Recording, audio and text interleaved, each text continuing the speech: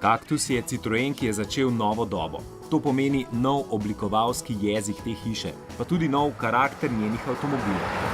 Od Kaktusa naprej namreč Citroeni niso več predvsem elegantni, postali so pretežno navihano razigrani. A se zdi, kot da Francozi v štartu sploh niso imeli takšnih motivov. Kaktus je namreč začel kot nizkocenovni posebnež v modelski paleti. Značilnosti, ki so ga delale bolj preprostega in s tem cenovno bolj dostopnega, danes želi prikriti. A nekatere čudne rešitve še danes motijo kupce. Recimo neobičajno visok rob prtljažnika.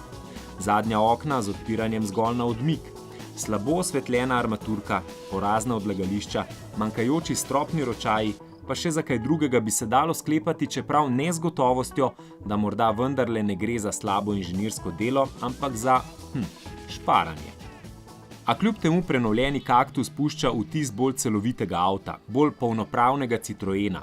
V detajlih se skrivajo izboljšave, ki nas prepričujejo v to.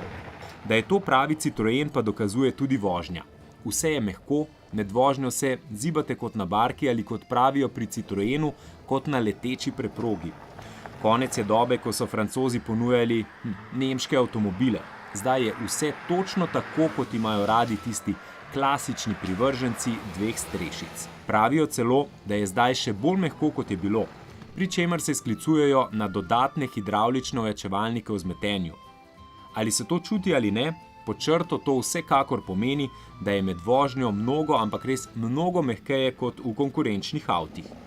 Kar pa ni nujno tisto, kar si želite.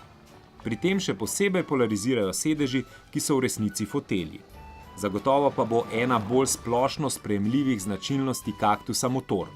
Bencinski trivaljnik, katerega menjalnik ima sicer klasično dolge hode, v vseh pogojih dovolj prijetno pospešuje, hkrati pa prepričuje z vzorno porabo goriva.